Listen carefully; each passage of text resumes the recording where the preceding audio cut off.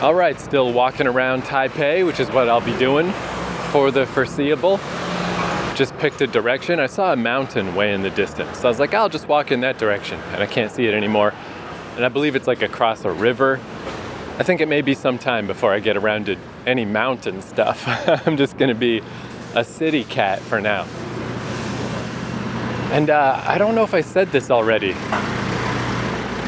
but the first night that I was here, when I was noticing how many scooters there are, and I said it was like 30% scooters, I am upgrading that. It's like, is it 50% scooters? Maybe. There is just a lot of scooters in this town. Not just driving by me, but I'm just walking by constant lines of parked scooters. Oh, this is cool. There's a little shrine-looking building down this alleyway. Although since I'm still sorting stuff out, I don't know if there are shrines and temples or how that works. I guess there's something. I saw one of them yesterday that was like a, had its own marking on Google Maps, big fancy pants. Whatever, I'll learn about all this stuff.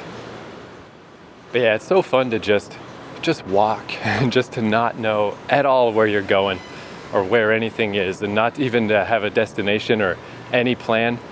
It's almost kind of good in a way, I guess, because like I make my days a little harder than they need to be. Where like in Japan, because this whole trip and this whole podcast was all predicated on going back to Japan after 4 years. So I just felt like I had to do something every day. And then in Korea, I loosened up a lot, but once I got to Jeju, then it was, I'm gonna walk around the entire island. And it was super cool, and I'm glad I did it, but that still, it adds to, not that there's a lot of stress to this lifestyle, but there doesn't need to really be any. It's just like, I gotta get to it. I gotta get back to my walk. I gotta get back to my exploring. Gotta get back to whatever. It's kind of nice to just be like, whatever, man. Really doesn't matter. Doesn't matter if I go anywhere. Doesn't matter if I record a podcast. Obviously, none of that matters.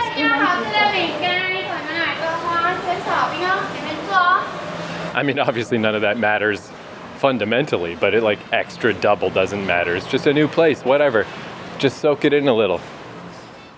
So I guess I just my only vague plan is because I let my habit of going to a coffee shop and doing writing completely disappear while I was in Jeju. It's like, I should just, get that going again. But that is one difference, man. Even though I had my particular types of coffee shops that were my favorite in South Korea, there was no lack of options if I was willing to go in and fight my way through ordering in person. I think South Korea had more coffee shops per capita than anywhere I've ever seen in my life. Definitely not the case here. There's a Starbucks quite close to my Airbnb, and I think maybe I'll just have to make that the routine for now. Just go there every day. Maybe it's not the most interesting option in the world, but I really got nothing against Starbucks. And I've been walking for a while, and I have not seen... No, I saw one other coffee shop, and I guess I've seen some little miscellaneous tea shops, but a lot of them are like just like a little shop with maybe a seat or two along the street under the awning. The awning thing has kept up. There are awnings everywhere in Taipei, everywhere that I've gone. I thought it was for rain, but I guess probably also for sun. Today it's very good against the sun. But yeah, as far as a sort of conventional coffee chain, where you just go in and get a coffee and sit there all day, a la Starbucks, those seem to be pretty rare. But again, how many do you need? I only really need one, and there is one by my Airbnb, so fuck it.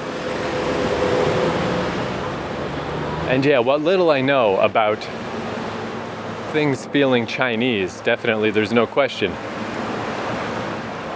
No question about the Chineseness. The lady at the 7-Eleven this morning said ni hao to me, which I learned ni hao and as a teenager from Ramna 1/2. Shampoo, the character Shampoo, she always said ni hao. There's actually a lot of Chinese stuff in Ramna. He was in China when he fell in the magic pond that transformed him and his dad. And girl-type Ramna always wears a Chinese dress. But yeah, just the look of stuff and the vibe is very much a Chinatown type of vibe, but very clean. Like that was the thing that I definitely noticed in, I remember that Chinatown in Yokohama stood out to me because it was so clean. Because most Chinatowns in North America, they're a mess. they're all disheveled. And that's definitely not the case here. You know, there's that general Asia feeling of just the weather, you know, weather beaten. Things are a little worn because of weather. But man, yeah, streets are clean. In fact, I guess with the streets thing, I'm also really lucky that my Airbnb is right at that little outdoor market zone that has garbage cans, because that's literally it. I've never seen a garbage can anywhere else, even once, including the convenience stores. This is like an extra level. In Japan, the convenience stores have garbages and usually washrooms. In South Korea, they had garbages usually, but rarely a washroom. And here they rarely have either. I've never seen a garbage in a convenience store, and I rarely see washrooms, public washrooms or washrooms in convenience stores. So I guess we'll see how that serves me. If I can find my way back to that mall I was at on my first day here with all the anime stuff, I guess I'll see if there's any garbage cans in there. But yeah, I don't know, just got a pocket full of garbage, and it's just weird that even if I go to another convenience store, that's normally where I would transfer the garbage. Not gonna happen. I'm extremely lucky that my neighborhood just has garbage cans. But yeah, there is that cause and effect thing of, you know, like how Japan doesn't have public garbage cans and they also don't have public garbage. Which causes which? What's going on here? You know, it's a similar thing here. These streets are mega clean, no garbage. Like when I got to Seoul, I was very surprised to see so much just garbage built up around the corners of buildings or in alleyways or just things blowing around, because that's so unlike Japan. Taipei is much more the Japan style in many ways. It's such an interesting mix of Chinese and Japanese feeling. But yeah, just those little day-to-day stuff. I'm still sorting all that out. Where's the coffee shops? Where's the garbage cans? Where's the washrooms? Just for my basic wandering. It's just a few things that I need, and I don't yet know how they work. Oh yeah, there's the mountain. Yeah, it's far away. Whatever that mountain is, it is not close. But man, I love just finding stuff. It doesn't happen very often. But yeah, how I just never buy anything because my book bag is basically full already. It was more or less full when I left Canada, and it just has the stuff that I need, and that's that. So I can't really buy stuff. I bought a couple little tchotchkes, Eurocamp things from gacha machines, and that's about it. So I rarely get new stuff, but it's so nice when I do find something that I need. Like yesterday at the street market, I found a little fan that I needed, very much needed. But there have been a couple of times now, maybe literally only two, but I've literally found the thing that I need on the ground. So this very recorder, I used to just cram it in my little day bag, but it has a wind screen on it that's like a little troll hair, and it kept getting caught in the zipper of my day bag. So I just needed a little pouch to put this thing in. And then I found one that probably a kid, I assume, dropped in a mall in Yokosuka, because yeah, it's almost Christmassy. It's red, and it's got little white pine trees and little white snowflakes, and then stitched into it are little cats, a little blue cat and a little yellow cat. And it's always a bit weird when there's just something on the ground. I mean, this is nothing. It's a little thing that probably costs 30 cents. But you're never totally sure, like, maybe a kid would come back for this. Maybe they'd yang to their parents, I dropped my little bag, and they'd come back and get it. Or maybe they won't. Maybe it's just gone forever. Maybe it's just, I guess there's 3 times, because yeah, I also found gloves on Mount Takao. So similar thing. It's like, do I take these? Are these abandoned? Am I picking up garbage by taking this? Or am I stealing a thing that somebody was gonna come back for, you know? And ultimately, I just assume people aren't coming back for this stuff. You know, things just fall out of your pockets, out of your stuff. They just fall on the ground and they're gone. So if I can pick it up and use it, well, I mean, hey, bonus, right? And this little pouch, it's such a weird design that I thought, like, I'll just use this temporarily till I find a cooler one somewhere. But it's the perfect size for this recorder, and now that I've had it for 7 or 8 months, now it's my bag. Now I love it just because I got used to it. It's just like, that's my little pouch. My pouch for my recorder. But that just happened again. I just found a thing that is so perfect. Like, this is the kind of thing I would have just gone and bought. But I guess I didn't even really realize this was an item you could buy. And I don't know where to go to get it. But whenever I go to a convenience store, you know, it's so nice here now where I'm back to the Japan feeling. Like, the convenience stores here are smaller than in Japan, and they do have less stuff.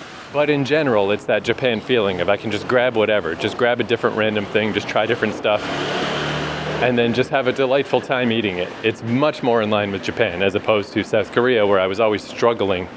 You know, I always was begrudgingly buying stuff from the convenience stores. The popsicle game is 10 out of 10 in South Korea, but other than that, and coffee, coffee and popsicles, but other than that, I tried not to eat at convenience stores. Now I'm back to like, I'll just eat my meals at convenience stores. It's fucking great. And then, you know, I try to get some extra stuff just so if I need to snack on something late at night, I don't have to try to go to bed hungry, you know. So I've got a bag. I've got a plastic bag from GS25 from Korea. So that's kind of cool that I've got stashed away a little plastic bag from a chain that doesn't exist here. And it's like, I wonder how long this will last. How long can I hold on to this thing? But it's not going to last much longer. It's getting pretty raggedy. And just now, on the ground, I assume it probably fell off one of these scooters, these millions of scooters that go by. I'm passing under the Taipei Bridge, apparently, the Taipei Bridge car park. But it's this little teeny tiny bag, little teeny one, little drawstring bag that is like smaller than my palm. And I saw these around South Korea quite a bit, and they'd usually have charcoal in them, activated charcoal, because it absorbs odors and moisture and stuff. That people would just place them around Airbnb rooms and things. But I picked this one up, and it's still, like, it clearly just fell off somebody's something. Totally brand new looking, although again, the streets here are so clean. Maybe it had been laying there for a while. But I picked this up and it was soft. I'm like, what is this? So I just, open the little drawstring, and it's just a bag inside here. Like, it just opens up into quite a large bag. The tag says standard. Maybe that's the brand. But yeah, I was just like, oh man, this is perfect. It just opens up into a bag. When I have my little evening groceries, I can just pop them in here. And it tucks away so small because the plastic bag is actually kind of a pain. I've just got a crinkled up plastic bag stuck in my day bag, and it's just sort of just kind of in the way of all my other stuff. There's just no good place to put it.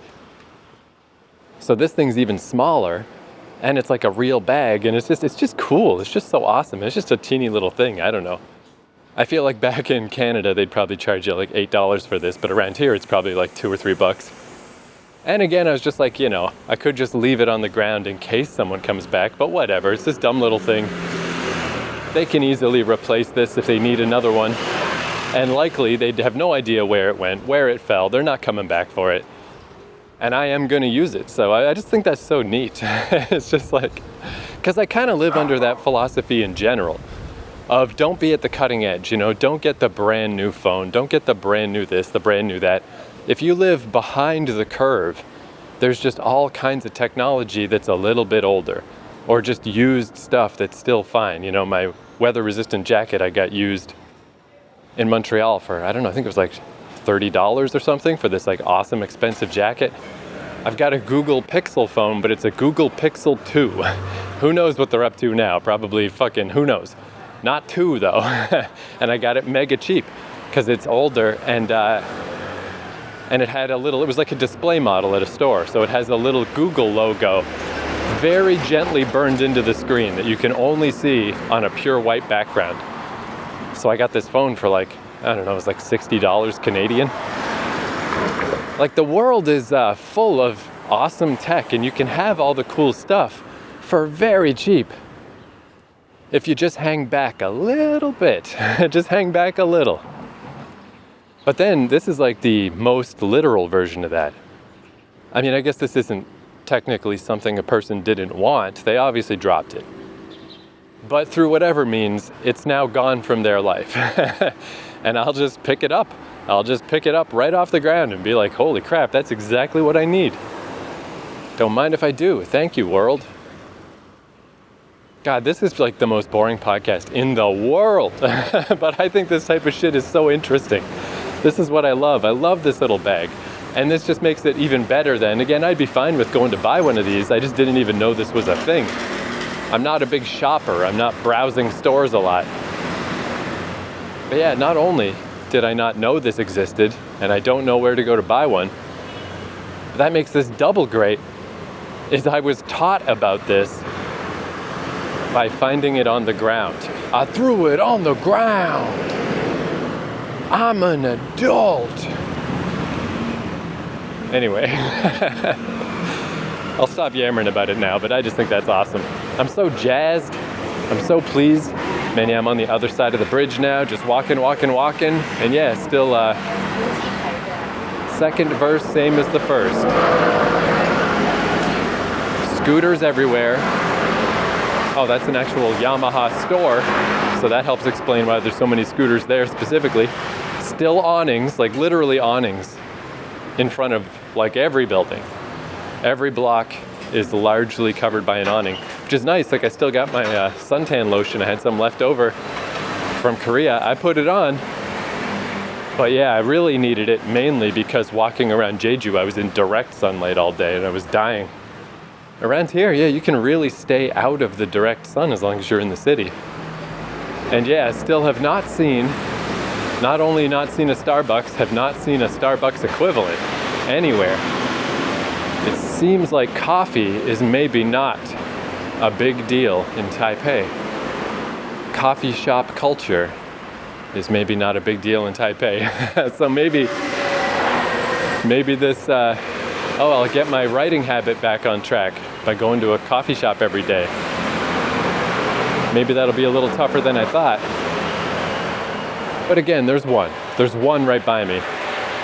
How many do you need? And there's a lot of these claw machine places too, which is kind of cool because yeah, they're relatively common in Japan, but they're still mainly in like Ikebukuro and Akihabara, places like that. Here it's still a relatively big store. Obviously it's not like a gigantic Gigo store, but there's probably like 20 claw machines in here. And again, it's like a lot of anime stuff. My Hero Academia, good old One Piece, Dragon Ball, Hello Kitty. Yeah, just purely Japanese stuff, but cool, man. Just cool.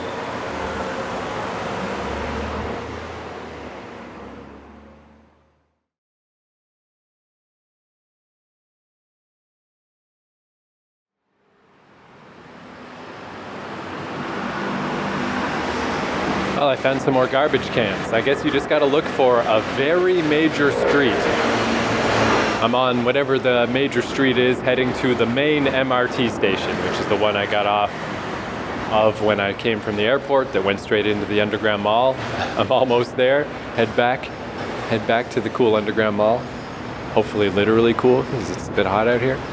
Still feel though like I'm getting pretty lucky with the weather. All these heat warnings in the weather and all these claims of like feels like 40 degrees, all this crap. I mean, I think I'm getting used to being this hot to some degree, but it's just not hot like that. It's just not.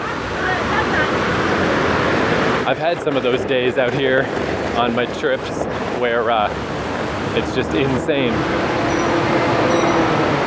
And so far, nothing in Taiwan has been insane. But yeah, still not a lot of garbage cans, but some.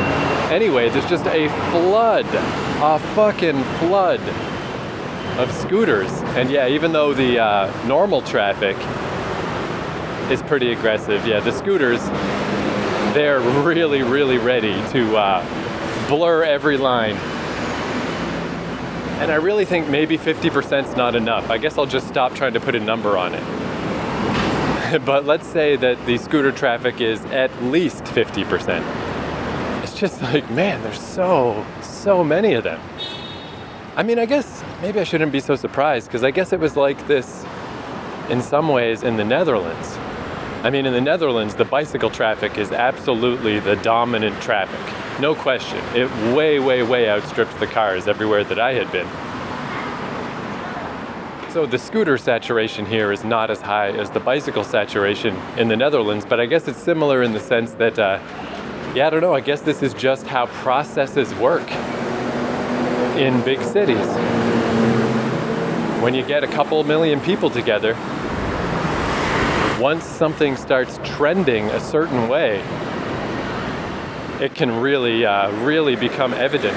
Because I guess, to be fair, like if you didn't come from a car country, if such a thing even exists, I don't know, maybe if you teleported to North America from the past, I guess, you would feel this same way about just normal traffic. Like, holy fuck, there's cars everywhere. It's incredible how many cars there are. So the only reason this is standing out to me is just because it's a different kind of vehicle. And even though there were quite a few scooters in South Korea, yeah, I've never seen the likes of this. Because it's always kind of weird when you first get to a place. Like the first night I was here, I was like, holy shit, that's a lot of scooters. But I was like, I don't know, maybe it's some kind of scooter convention coming through town. Who knows, man? Maybe they've all just converged in for the weekend. Scooter Lovers Association or something. So now that it's been a couple days, it's like, nope. If anything, because it was a little bit rainy that night, there were fewer scooters that night. There's a lot more coming.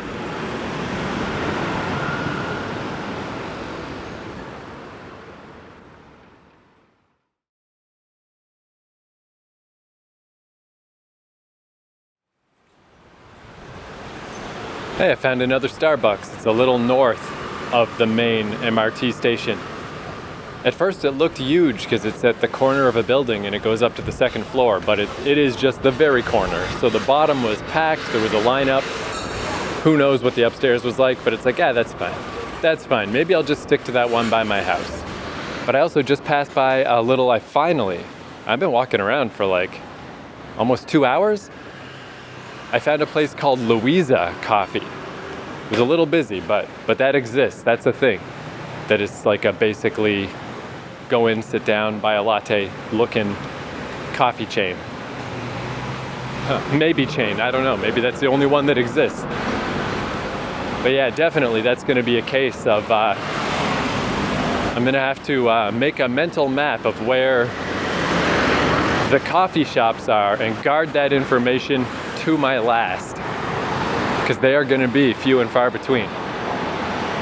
But I just walked by some construction guys on, I don't know what it's called, a cherry picker? I mean, that can't be the real name. It sounds so colloquial. But you know, a thing where you get in a little tub, a metal container, and then the arm lifts you way up and you go work on a building. But anyway, there's these two construction guys, and one of them was shirtless, and he had a full Buddha tattoo on his back. He kind of looked like the Buddha himself. He's a pretty chubby guy, but it was beautiful. And I don't know, it's just cool that you can just work construction around here and take your shirt off because it's hot. You don't have to stand on ceremony. And yeah, I mean, that was a tattoo, man. I guess it reminds me a bit of that guy with the cool tattoo I saw on Jeju. And then there were some construction guys a block down just spraying sparks everywhere. So it's like, ooh, I think I'll move to the other sidewalk. I'll just stay out of your way. There's a guy wearing a CM Punk shirt. Best in the world. You just cunt in wrestling. But yeah, it's kind of cool, that mix of following rules and also not being too concerned about the rules. Like, it's just kind of cool to see a construction guy doesn't have to wear a shirt because he's hot and sweaty and he's doing physical work. Why should he have to wear a shirt? But then I also noticed all of these millions of scooters, everyone's wearing a helmet.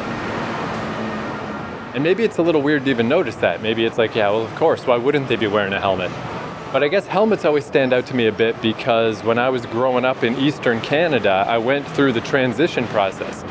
When I was a kid, nobody gave a sweet fuck about wearing a helmet.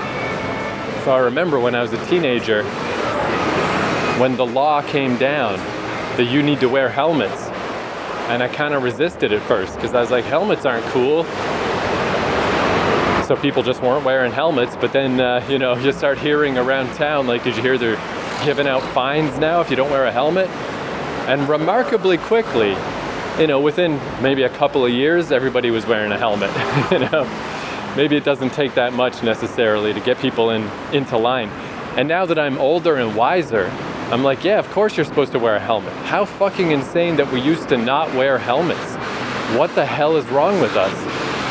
Speaking of pro wrestling, I kind of feel like pro wrestlers should wear helmets. Like if I had my own pro wrestling company, I would make it like Lucha Underground, like Lucha style, where everybody wears a mask, but I would do it like Power Rangers style, like your mask would be a helmet. So people are not getting concussions in my company. And if you just normalize that, especially in something like pro wrestling, because it's all fake anyway, it's all about the story. Just say, this is the story we're telling. This is the kind of league we are. Everybody here is a Power Ranger type person. It's part of the story that they wear these helmets. Plus, you should be wearing a fucking helmet.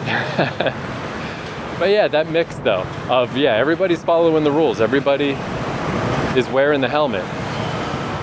But at the same time, if it's a rule that doesn't matter, like you're a construction guy who's sweating to death, pop that shirt off, baby. Show me that fucking tattoo. I want to see that shit. Oh, and I think I finally made it. Here we go. Taipei City Mall. I finally made it to an entrance to the underground mall. Whew. I don't know though. It is just an open air entrance down. I don't remember if it was air conditioned last time. I guess if I didn't notice, that's a good thing. I didn't notice that it was hot. But yeah, weather's still not so bad in general, but a couple hours of walking around in the heat, I'm ready to be underground now. Oh yeah, it is just an open doorway into here, but I don't know if you can hear that, but whoosh, I just walked under a big whoosh of air conditioning right at the open doorway. And yeah, now that I'm in here, oh yeah, it's definitely air conditioned. This is awesome. I'm hanging out in here for a while. I wonder, where does this place start? I was trying to get to like the beginning, but I missed the beginning because I'm in the middle. Although I'm just assuming it goes north-south. Maybe it goes east-west? I'm not sure. I don't know. But yeah, now that I think about it, I noticed this last night too. There are a couple of places, the especially big name franchises like McDonald's, where they literally are just blasting air conditioning out of their awning out front. So I guess as their sliding doors open and close, it keeps the temperature in the restaurant from getting messed up, because the direct area outside the doors is also cool, but it's pretty impressive. Just that flex of, look at the money we have, that as you walk past that store and you walk under the awning, all of a sudden you've been walking around all night and everything's been hot. You walk past the McDonald's and whoosh, like the literal sidewalk outside is cool for just that one, like half a block, a third of a block. And then as soon as you get past it, it's hot again. And it just definitely plants that idea in your head of like, oh, mighty McDonald's. Oh my God, just walking past it feels good. Walking around down here, I just want to parrot the things that I see, but it'll so put this podcast. I mean, obviously it is not coming out in real time, but I just saw a poster for like, oh, Pikmin 4. I didn't realize Pikmin 4 was coming out, but by the time I put out this podcast, Pikmin 4 will probably be old news. So there's really no point just walking around going like, oh, here's all these games from last year that they're advertising. Oh, it feels good though. It feels nice being down here.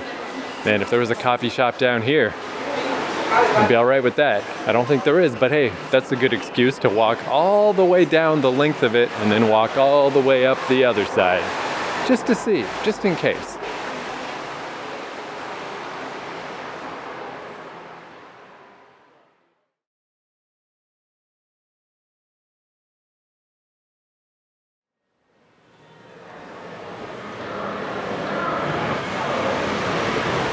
Ooh, just stepped out of McDonald's. The McDonald's is actually surprisingly disheveled, where I was saying about how the air conditioning from stores, the air conditioning actually sucked at McDonald's. The very next store next to it is just Giordano, Cool Pants, just a clothing store. It's got a nice blast. And like shoe stores, oh yeah, here's an Adidas store. Let's see, let me walk by. Oh yeah, oh yeah. Oh, that feels good. Yeah, the McDonald's was surprisingly weak, and luckily it was 4 floors high. But the second floor, some lady was just passed out in the corner, just sleeping on a table, and it made the whole part smell like pee. So I mean, obviously that's a sad thing. I don't mean to criticize this poor lady who smells like pee. I'm just surprised is all that everybody's just kind of like, all right, I guess that's fine. In the South Korean fast food restaurants, I feel like they would crack the whip a little more. Or even just, there was just, there were, just trays left all around with people's stuff. The staff wasn't like on top of cleaning things up. The whole place was just kind of like, oh yeah, this is like the, the disheveled version of McDonald's. It's kind of unexpected. But yeah, I just had to try this katsu squid burger thing. So I tried to use my card again, and it didn't work because you can't insert the card. You just have to hold it against the reader. So I got the little ticket that just said go pay at the counter. But I thought while I was at the counter before I paid cash, because it is a little tricky how the notes that come out of the machine, whenever you got to break one, each one is worth like $43 Canadian. It's a big note to break. So I was like, hey, can I just try my credit card one time? Because at the machine at the front, you could actually slide it in, but it still didn't work. So it's like, all right, fair enough. So I guess I'm living a cash-based life while I'm here, which is no big problem, but I feel lucky that my card actually worked at the Family Mart in the Shanghai airport, because I only stopped in there a couple of times just to buy a couple little snacky snacks, but it would have been a way worse time if I hadn't been able to buy any food while I was there. And it seems like that easily could have been the case, because yeah, my card, I guess I should say my card, it's not like a proper credit card. It's a debit card that you can use as a Visa, and for the most part it works.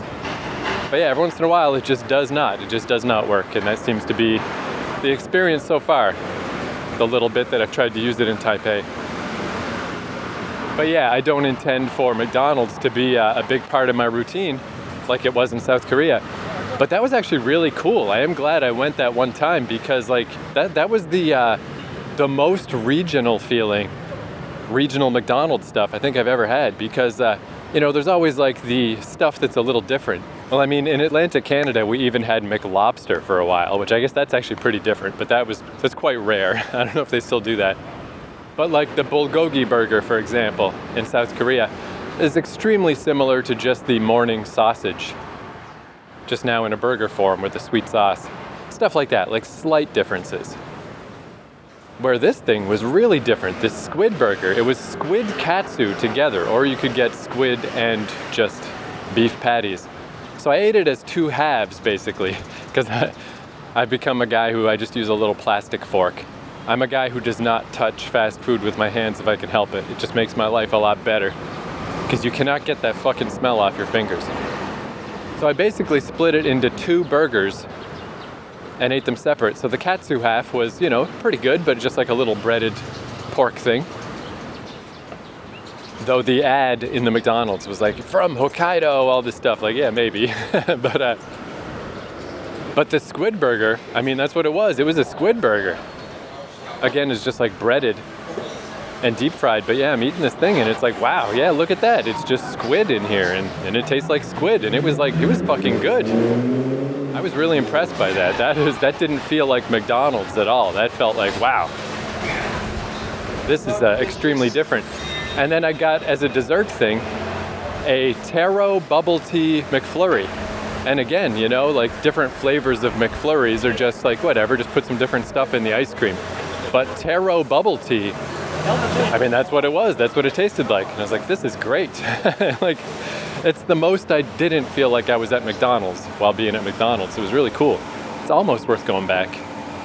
I guess if they have like a new weird item, I'll try that. But I don't know. Squid burger, man, it's not bad.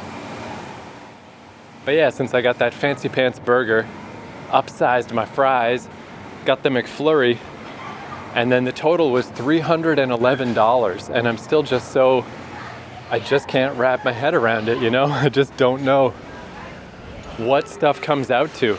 And I was thinking like, because I did kind of go premium as much as you can at McDonald's with all this stuff. Did I just spend like $30? I just don't know. I had to pull out my stupid little app because my brain is still just not able to do anything with these calculations. And no, it was like $13. That's a totally normal McDonald's price. But yeah, it's gonna take me a while to start to figure this out. It's nice though with the coins. I noticed there at McDonald's they had a donation box, and when I was at 7-Eleven this morning they had one too. Because basically all the way down to the 5-cent coins, it seems that there's not a lot of drink machines on the street, but they pop up once in a while. And even though on the front it says it only goes down to the 10-cent coin, it does take the 5-cent coin as well. So I don't know if it takes the little penny style coin. And you can buy a bottle of water for like 20, but I don't really want to feed 20 of these things into the machine, even if it would take them. So that's good. Down to the nickel, down to the 5 cents. I can just use those on drink machines and stuff.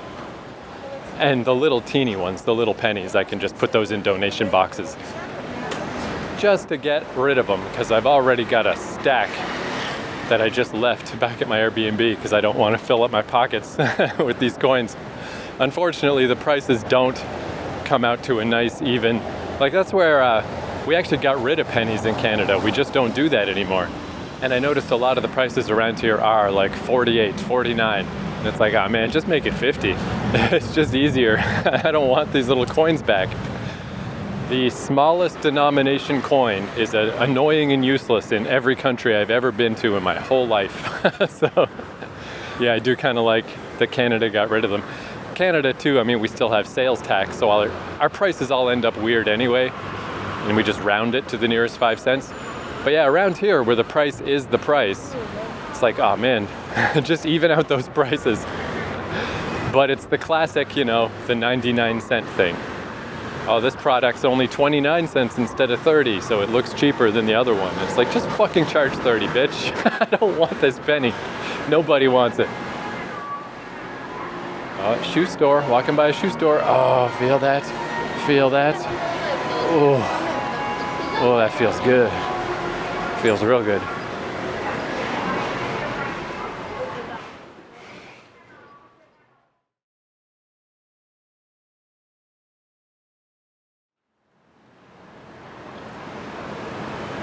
Hey, I found one 7-Eleven that had a garbage in it, and I didn't notice till someone else put something in the garbage. So maybe they're sneakily around and I'm not noticing. I don't know, I'll keep my eyes peeled. But man, I was just, buying a bunch of crap. And I've got the coins that I could have evened this price out, to not get a bunch of change back. But when I've got a big whack of stuff and there's people lined up behind me and I see the number and it's like I can't even, I guess because I'm still at that point where I would have to take the coins out and examine each one because I don't know what they look like and what the denominations are. Kind of vaguely I do. Big ones are 50, there's a 10 and a 5, then there's a middle one and it's like, is it 20? Is it 25 like North America? Is it something else? I don't know. So my brain just locked up and I just gave the lady all dollar bills and just got more coins back. But I think that's not the worst way to go. I think if I'm buying kind of a big whack of stuff, just whatever, just pay with the bills, get back the coins. And I think my best bet to get rid of these coins is smaller purchases. Like if I pop in tomorrow morning and just get an onigiri and a coffee, just, a couple little items, and then just pay for those with the appropriate coins. Or I did poke my head in the Starbucks, and again, because the prices are so, it's like 100, it's under 200 for a coffee, 185 or whatever. So maybe pop into the Starbucks, just pay with with coins, Get rid of my coins that way. I think that might be a good idea. Coins for small purchases, bills for big purchases. until, hopefully, after I've been here for a while, it'll be a little easier for me to wrap my head around what's going on. But also, I found so far my front runner for a cool local thing, where in the South Korean convenience stores, it was the plum popsicles. They were so good, and they weren't even expensive. It was like buy one, get one free for 2,000 won, like a couple of dollars. So they come out to like $1 each. And yeah, they were plum flavored popsicles with little pieces of plum inside. Those were wonderful. Plum's a really good flavor that we just don't do in North America, because it's sweet, but it's not super sweet, and it's sour, but it's not super sour. It's really good. So this new thing, I don't think it rivals the plum popsicle, but it's still really good in that it's just sort of different than what we would have in North America. In this case, it's an ice cream bar I found at 7-Eleven. I found one last night, and I just had a second one right now, and it just confirmed to me, like, oh yeah, that thing's the money melon. It's an ice cream bar that's coconut flavored, but it's very subtle coconut flavoring, because I think strong coconut would just be, easily overwhelming.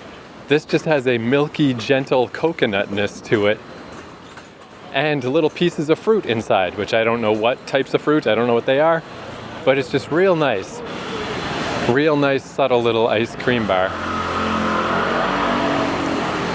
And they do have deals, but I don't even remotely know how it works, because again, it's just like the diagram, the big, long, complicated diagram. You gotta figure out, you gotta hold up your ice cream bar up to this fucking, okay, this batch of ice cream and popsicles matches with this deal, and then these over here is this other deal, and I don't even know what the deals are. And I haven't had great luck so far with my phone doing Google Translate. I haven't used it too much, but it was definitely worked better in Korea than it does here. Korean font is just very simple, very clean and clear. Chinese, not so much. Simplified Chinese. Traditional must be fucking wild.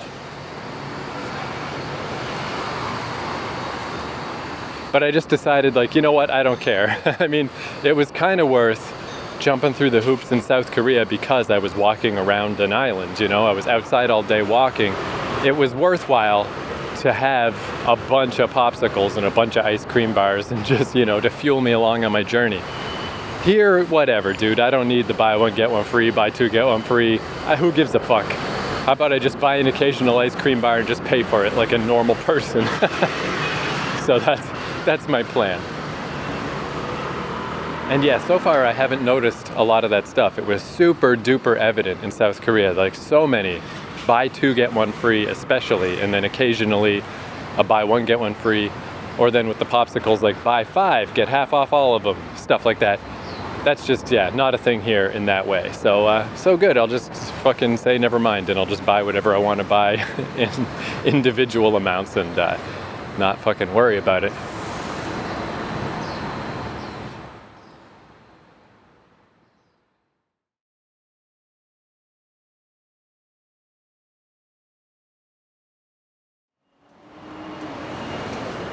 All right, it's the next day. I checked my little Airbnb listing about laundry. They said, take a left, then take the next left, and there's laundry. And there it is. Nice convenient vending machine here too. Good way to get rid of my tiny coins. Oh yeah, look at this, even little juice boxes that are only 12 new Taiwan dollars. Bottle of water for 20. So yeah, when I build up some nickels, this will be perfect. Milk peanut soup. Wow, weird. It literally is just peanuts in a watery liquid. Oh, that one's sold out. They don't have that, because that is weird as hell. Yeah, this goes from 12 up to 30 for a coffee, a fancy coffee in a can. Perfect. And lotto machines. But I suppose I should find out how much this is. I'm gonna need to do laundry soon. 10 for washing detergent. Looks like 80 for a washer. And then increments of 10 for a dryer. Cool, man, cool. Crayon Shin-chan, man, I've been seeing a fuck ton of Shin-chan since I got here. There's a fair amount of Shin-chan stuff in Japan too, but I think I even saw, I don't know if it was I think it was Nene's chicken. She's like the little neighbor kid, the normal girl who has to deal with Shin-chan shit, if I remember correctly. But yeah, since I've gotten here, I've seen Shin-chan all over the place. I saw a little kid dressed like Shin-chan once. And Shin-chan, I think it's just interesting because way back in the day, I used to work at a comic shop in the late 90s and early 2000s. And it was back in the day when it was still pretty tough to get anime and manga. It was like a very limited amount of stuff you could get.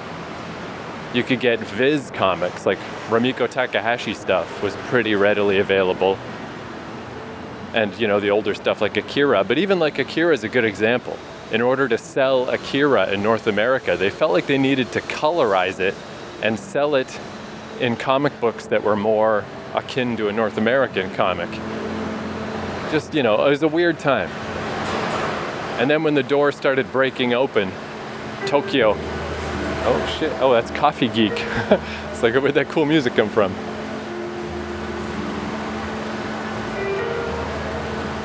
Which now that I think about it, well, I'll get into it with coffee after.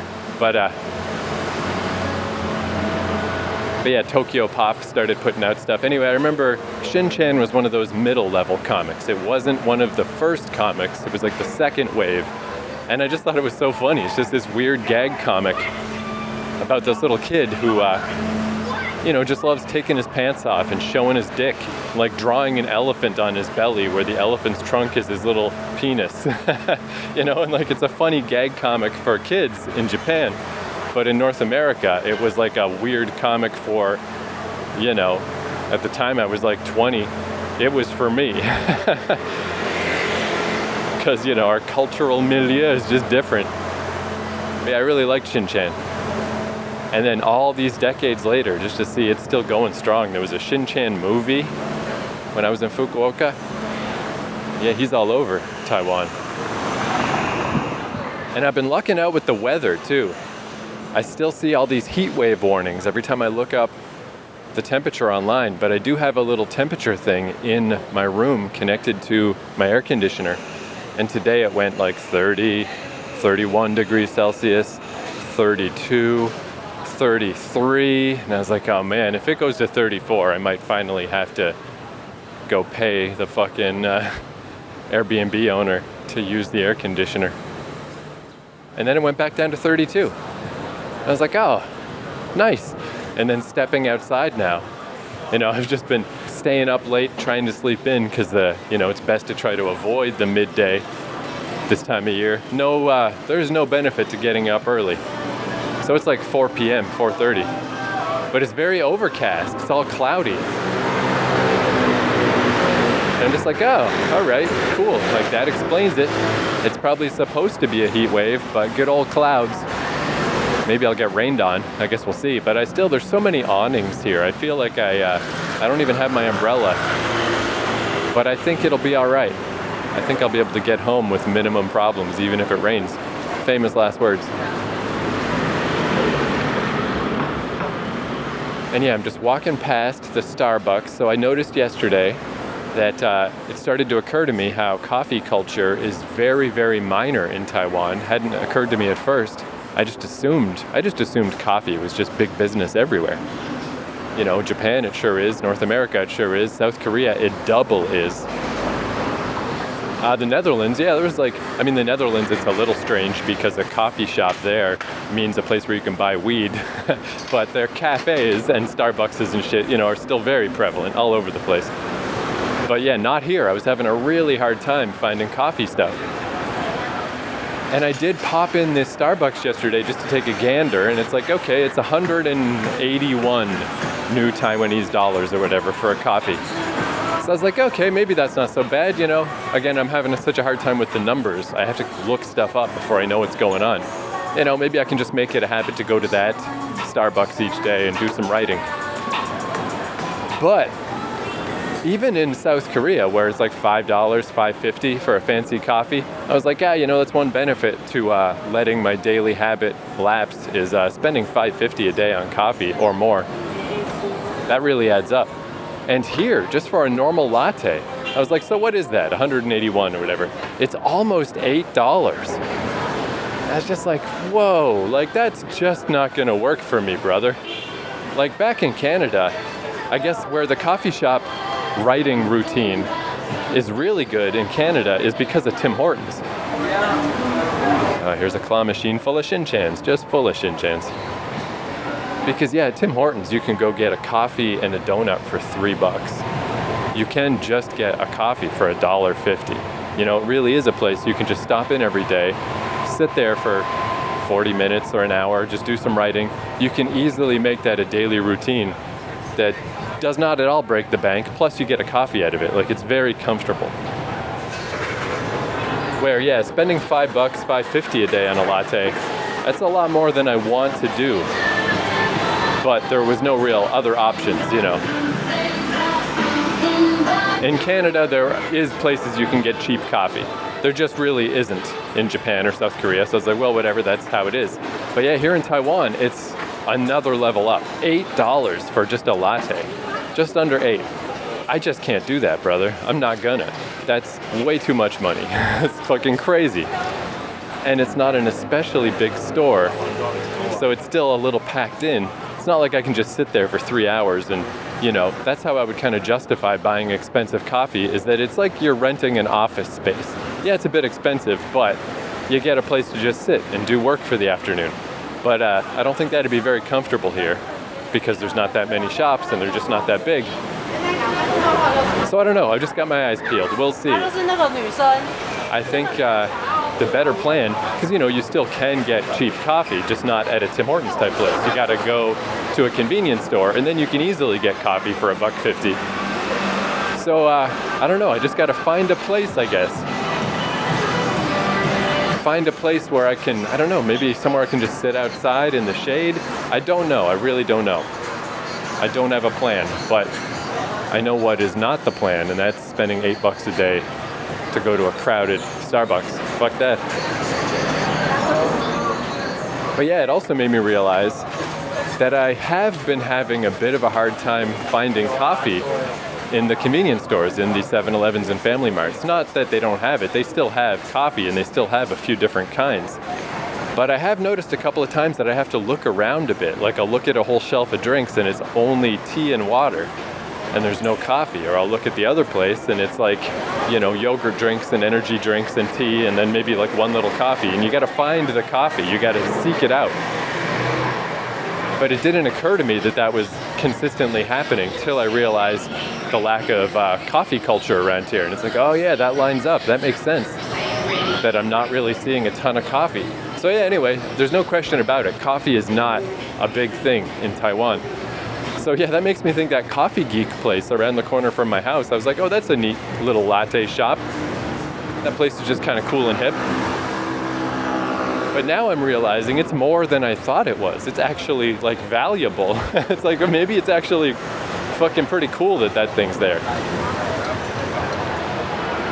Yeah, I've also definitely noticed that my Google Maps thing, the little blue dot, the little GPS dot, it really takes a long time to kick in.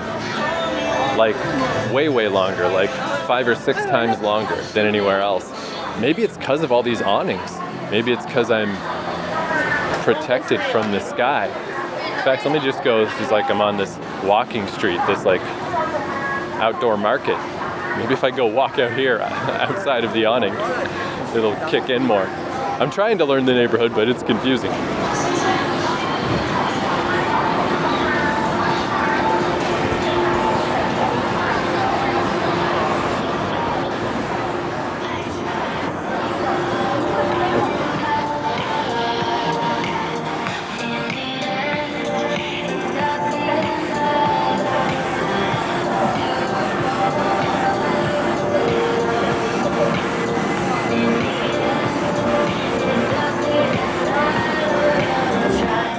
It just kicked in real time. That's how long it took. Rest in peace, Chester. Yeah, I was just trying to figure out where a McDonald's was, because I think at this point I can give up this idea like, oh, I'm not a fast food guy. Oh, I don't go to McDonald's. Clearly not true, because I just went to McDonald's yesterday and it was coming back to mind today. I mean, again, it's like 4:30. I haven't had anything to eat today. If I go grab McDonald's, like that'll kind of do me for the day. It's a pretty good array of stuff. And again, it's not like normal McDonald's. It's that squid burger. That squid burger really got in my mind. So I had the squid burger with tonkatsu, but today I could try the squid burger with beef patties. And that's the other thing I realized is, like $8 for a latte at Starbucks is pretty nuts. When I went to McDonald's, I got the fancy, cool double-decker squid burger, a large fries, a latte from McDonald's, and a really cool taro-flavored bubble tea McFlurry for $13. Like, I could get that whole array of cool, interesting, neat stuff that'll also just kind of fill me up for the day for not that much more than the latte at Starbucks. And the McDonald's one comes with a latte. So it's like, yeah, maybe that's not so bad. But yeah, I'm still having a bit of a tough time navigating around these parts. Wow, those are some ominous skies. Oh, here's a drugstore. Watson's is the local drugstore. So add that to the list. I had Dwayne Reed in America, Shoppers Drug Mart in Canada, Albert Heijn in the Netherlands. I never went to a drugstore in Japan. What was the one called in South Korea? I don't know. I just went to like an independent one. Maybe Olive Young kind of counts. Yeah, we'll say Olive Young. They have stuff like that. I was trying to find aspirin at the convenience stores and they didn't have it. But I was kind of proud of myself. I managed to navigate even though my phone was being tricky. My translator wasn't working. But my South Korean multivitamins are almost done. But I found Centrum. Centrum is just a brand they have in North America. So they had Centrum multivitamins here. So I'm like, good enough. And then as far as aspirin goes, just the little red packaging that like Tylenol is usually in. And all of the Tylenol in South Korea was in a little red box. So I found a similar looking red box in Watson's and couldn't read anything. It wasn't an official brand I knew, but I just flipped it over, looked at the ingredients, saw acetaminophen, and I was like, perfect, thank you. So it's just like, nice, I managed to navigate.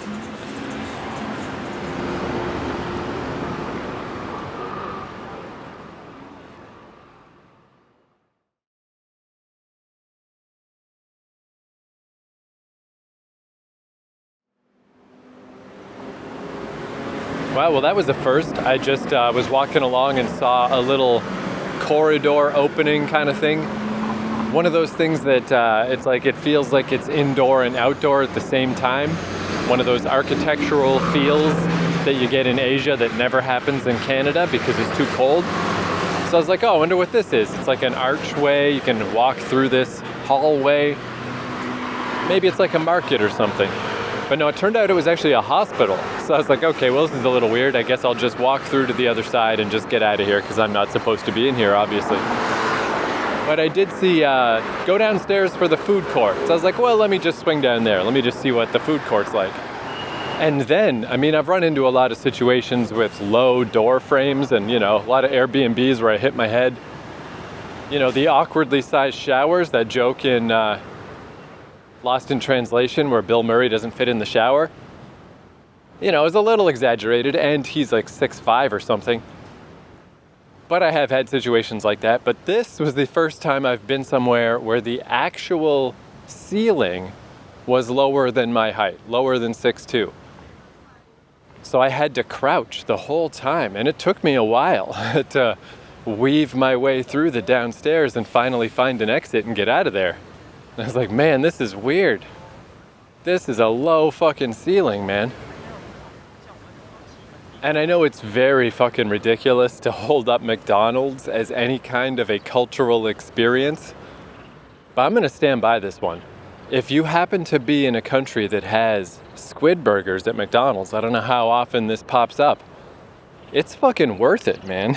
It is so, it's like the same thing I said last time I had it, but it is easily the most unique thing I've ever had at McDonald's. But getting into this McDonald's, this was a different one than the one I was in the other day. And it was really crowded, but I got into one of the little kiosks and did my order. My card doesn't work, so I had to have it just print out a ticket so I could go pay at the counter, but that's still pretty handy. Because if I had to go up to the counter and try to order verbally, then I just wouldn't. I just wouldn't at all. In this case, I can still order through the machine, and then I just got to go up and give money. But I should have gotten my money prepped before I even got in line. I thought, no problem, I'll just get in the line to pay now and pull out the exact change as I go. And I panicked. It went quicker than I thought. And I just was I'm so confused in my mind. I think I was off by a decimal point was the problem. Because it's 311 new Taiwanese dollars. So to pay exactly, I did have, now that I think about it, I did have the coins to be able to do that. Couple of bills, the rest coins. I could have done it if I had planned it out ahead of time. But I was like, okay, wait, well, I got a 500 here. So why don't I just sort it out so at least they can just give me 2 bills back in change. But then I was like, wait though, so then I had this $100 bill and I had this 10 coin, but that doesn't help at all. Why would I do that? And I just was like, I don't know, freaking out. I give up. I just gave them the 500 and got a big bunch of coins back. 1 bill and a bunch of coins. Add to my coins. And then I realized, I actually needed one of the pennies. I needed one of the ones. And it's like, I think I got some somewhere in here, but I guess I wasn't ready at all. My brain just freaked out. But I guess, since I'm going to need to do laundry anyway, it really doesn't hurt to have all these coins. Better to have a little too many than not enough. And then waiting for my order, McDonald's everywhere, I think at this point does this, where they just have the nice little screen. Here's what's being prepared, here's the number of the stuff we're serving. And it was going along with here's the number on this screen, then on this screen. Person picks it up. Everybody ahead of me, that's what happened. And then for some reason, right at me, they decided to change protocol. Instead, the lady called out a number. So I just stood there blankly and I looked up at the screen and my number wasn't there. So she called out the number again and then she saw, there's one stupid white guy standing out there. Great, did I get the stupid white guy? So she held up the paper with my number. And I was like, okay, there it is. But then I looked up at the screen and it's like my little number was still on the we're preparing this number side of the screen. It's like, why did you do that? Why did you just pick me to not go through the proper motions? But whatever. Minor thing, just weird luck. Weird that it happened exactly on me. Because I know a tiny little handful of words in various different languages, but I don't know any numbers in Chinese. I don't know what I know in Chinese. It's not till, I heard somebody say ni hao the other day, and I was like, I guess I know that word. There's probably a smattering of little words that I know, but not enough to be useful in any way. Then this place had a pretty big second floor, but that's where I realized what initially looked like a lot of empty seats. I was like, wait, all these seats have book bags and purses on them. And I was like, I guess I have heard about that just in Asian countries in general. People will go set their bags down at a seat first to claim a seat, then go order food. I just kind of assumed it's probably fine because I was at a McDonald's the other day where when it was really packed, at the kiosk it said we're only taking to-go orders. So I figured, this one doesn't say that. It's probably fine. But then I got up there and it's like, it's actually super packed up here. But I just only had to walk awkwardly around with my tray for less than a minute before somebody got up to go. So it wasn't that bad. But I was like, shit, yeah, I guess I should, if I'm gonna do this McDonald's shit, maybe do as the Romans and just fucking go claim a seat. But there was still the same as the McDonald's I was at the other day. It is very lax where there was a guy sitting next to me who did buy one drink probably many hours ago who just had a newspaper and stuff. He just clearly basically lived there. And next to me was a junior high kid who didn't order shit and he was just sleeping on the table. He's probably in a little awkward zone of my parents aren't home yet, I can't go home, just need to chill out somewhere, I'll just go fucking take a nap on the McDonald's table. So it was packed, but not entirely with customers. But then when I sat down and started chowing down on this shit, I was like, I'm still glad I came. This stuff is so good. So what I got last time was the squid burger and a kontatsu, is that what it's called? The breaded pork cutlet. And the squid burger part was really good. The pork cutlet part was, it felt like kind of a general McDonald's type of thing. So this time, I got the squid burger with beef patties, but I guess because the pork cutlet is still like a bit fancy pants, they give you 2 beef patties to counterbalance. And I thought I thought this beef patty version was going to be the lesser version. But I think it was actually better because it had some kind of mystery sauce. I don't know what it was, but just super delicious sauce. And like the squid burger half and the double beef patty half. This is like a lot of food, especially for just kind of like my one big meal of the day, and then I'll just have a little snacky snack tonight. It was great. And yeah, I still also ate it like 2 separate burgers the same way as I did last time. Maybe it's real good together, but I wanted it separate. I wanted to eat the squid burger part by itself. Just half of the bun and the squid burger. Really good. But they did make a mistake with my order. Instead of giving me a latte, they just gave me an iced coffee, which is just like, oh, black coffee. Yikes. I hate black coffee. I do not want to drink that. That sucks. What a bummer. But it was so busy and also language barrier stuff, and I didn't notice. I was like, whatever. Not going to argue about it. Just bad luck. But then what I did, because I also got the taro bubble tea McFlurry, is I put that in the coffee. I made basically a taro root bubble tea McFlurry coffee float. I just put it all together. And it was so fucking good that like it's definitely a good backup plan if they mess up your coffee order. But it was good enough that I was thinking like maybe I should just get the coffee. Save a little bit off the top of the bill by not paying for the latte upgrade. And then you get to make this awesome, like the it's hard to even say it. The taro root bubble tea McFlurry was pretty good anyway, but then you put it in with a coffee. Not only is it a super delicious mixture, but then I just took that to go. Got out of that crowded ass McDonald's and just started walking down the street with my little fucking taro root coffee float. Fucking so good. I wonder how much the latte upgrade was. But anyway, yeah, because again, this is like the same price McDonald's is anywhere. That was $13. This was with the large fries and the McFlurry and the latte upgrade. I probably could bring that price down. And it was like a ton. It was like a downright good deal. And like, again, just so good. So, squid burger, man. I mean, I guess I've never had a squid burger before. I have nothing to compare it to. Sometimes that's a good thing, to be a kind of lowbrow person. Maybe compared to like a legit squid burger that costs you fucking $35, maybe this sucks. I never had this shit before, so I think it's great. Man, there's a lot of, you can probably hear that beeping, a lot of vehicles that make that beeping around here. That one was a truck, like a moving truck, size truck. And some of the buses do that, but not all of them. I don't know, it's just a little annoying. I mean, I guess it's because the traffic is sort of generally crazy around here. It's a little fast and loose. They still basically follow the rules. It's not like, I've heard about like Thailand and stuff where it's just like lawless, or India.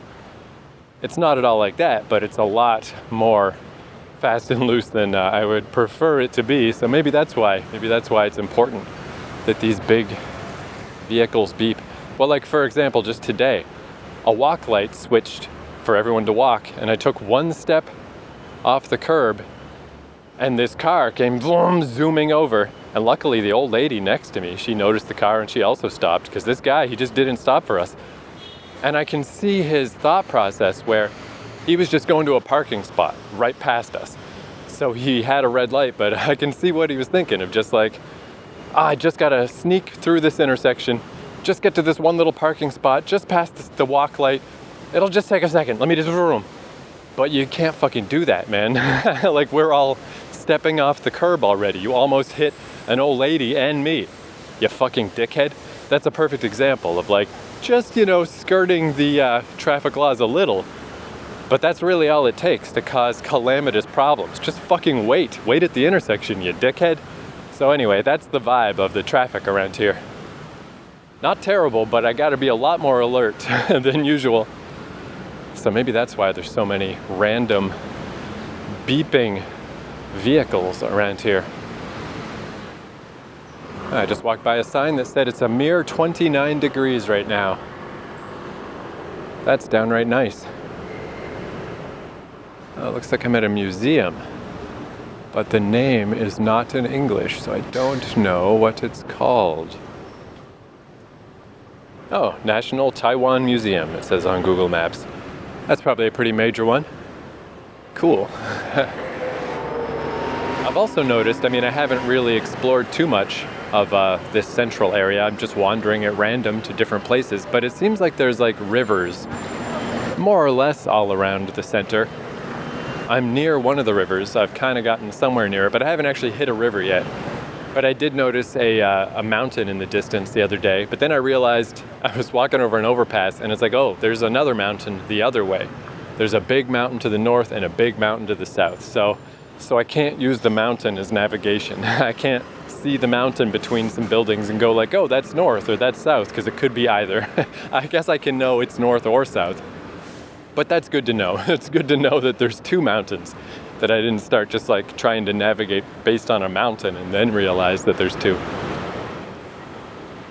What else? I suppose I should wrap up this episode. This is just some general rambling of walking around Taiwan. Oh, I guess to go along with stuff like yuzu, like I'm learning about these new fruits that I never heard of before when I travel. So one of them was, I was at 7-Eleven and just looking at their various stuff, little snacky stuff. And they had dried plum, so I was like, yeah, I'll grab some dried plum. I love that shit. But they had dried waxberry. And I was like, I don't know what waxberry is. Let me get this. And then when I tried it, it turns out I have had this before. It also has like a fancier name that I don't recall, but waxberry is the colloquial name. It's just like a little dried berry, but it did have big seeds in each one, not a seedless thing. So a little difficult to eat, but that's just what I snacked on last night. And the taste of it is like, oh, I have had this before, no doubt in Asian cuisine somewhere.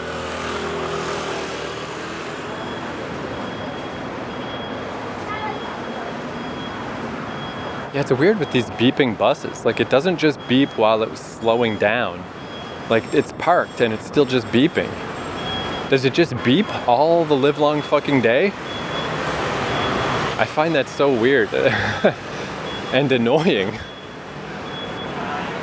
And now it's pulling away from the curb and it's still beeping. Like, is there any point, like at least the truck, I noticed the truck only beeped while it was turning. And traditionally in North America, these beeps only happen when something is backing up. But yeah, now this bus is stopping to turn. It just beeps. It literally just beeps all day. That's fucking weird, man. I don't I don't care for that. I'm not a motorist. Maybe it's helpful. But that seems pretty annoying.